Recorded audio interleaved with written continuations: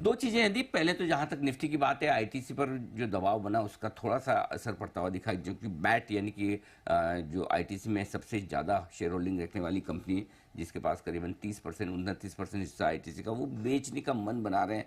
लेकिन ये बेचने का मन अचानक से उन्होंने कल नहीं बनाया, लंबे समय से बनाया हुआ है, काफ़ी लंबे समय से बात चल रही है, वो ढूंढ भी रहे हैं।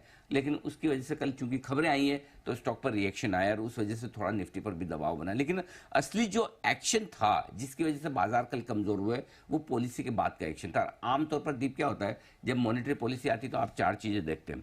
ब्याज दरें बढ़ी घटी, कुछ नहीं हुआ, चलो ठीक है, न्यूट्रल। दूसरा आप देखते हैं कि भाई चलो इन्फ्लेशन को लेकर कोई अच्छा खराब बोला, नहीं ठीक है, इन्फ्लेशन को लेकर ठीक बोला, चलिए कोई बात नहीं। ग्रोथ के अनुमान बढ़ाए, चलो कोई बात नहीं। लिक्विडिटी की चिंता है थोड़ी सिस्टम में, गवर्नर साहब ने लिक्विडिटी पर ज्यादा फोकस नहीं किया, बोले जरूरत पड़ने पर करेंगे, तो वो थोड़ा सा नेगेटिव था, थोड़ा, बहुत नहीं कि भाई नहीं हम तो देंगे नहीं पैसे, वैसा कुछ नहीं बोला।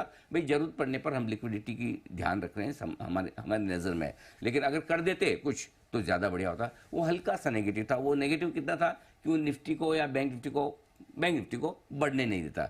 लेकिन असली गिरावट जो हुई जब गवर्नर साहब ने ये चारों चीज़ें बोल दी, और आमतौर पर क्या होता है जब ये चारों चीज़ें निकल जाती है ना, तो उसके बाद है ना सब लोग रिलैक्स हो जाते हैं कि अब तो नया कोई एक खास अनाउंसमेंट आने वाला नहीं, चलो आराम से रिलैक्स होकर थोड़ा सुन लिया तो सुन लिया, नहीं सुना तो नहीं सुना। लेकिन वहीं पर एक गुगली आई, और गुगली ये थी कि गवर्नर साहब ने कहा भाई कि अब बैंक जो भी लोन देते हैं, इस लोन के साथ जो साथ साथ में पैसे चार्ज कर रहे हैं ना प्रोसेसिंग फीस के नाम पे, अलग अलग, जैसे कि प्रोसेसिंग फीस हो गई, डॉक्यूमेंट चार्जेस, लीगल चार्जेस, ऐसे कर कर आके बहुत सारे ले लेते हैं। अब आपको इन सबको साथ में मिला के देना पड़ेगा, आपको ब्याज दरों में मिलाकर देना पड़ेगा, यानी कि ट्रांसपेरेंसी आ जाएगी। अब ये बैंक्स के लिए नेगेटिव है।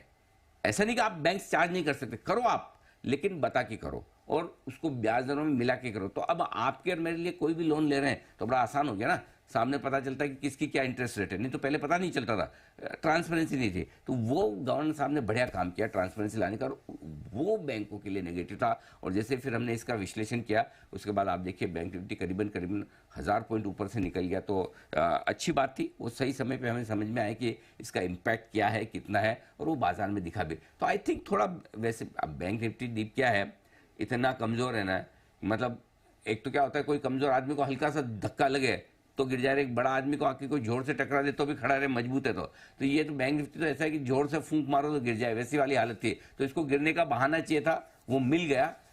अब 45,000 पे है, बड़े इंटरेस्टिंग लेवल के आसपास है, जो मैं आपको थोड़ी देर में बताऊंगा। लेकिन कल की गिरावट की जो बड़ी वजह वो यही है।